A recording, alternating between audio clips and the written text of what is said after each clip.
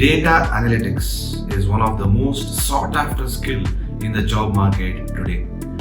Whether you are from an engineering background or commerce background or management background, if you know how to manage data, then you are definitely adding a lot of value to your professional profile.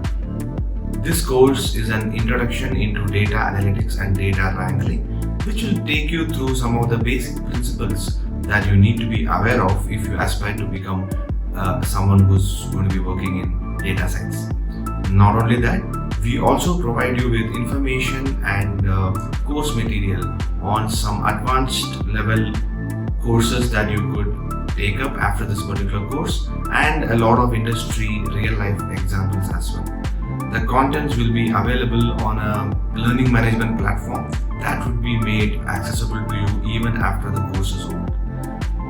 The faculty who is going to handle this course is someone who has more than a decade of experience in real life data analytics applications and manages a large team in a big multinational company. So looking forward to having you on this course, and happy learning.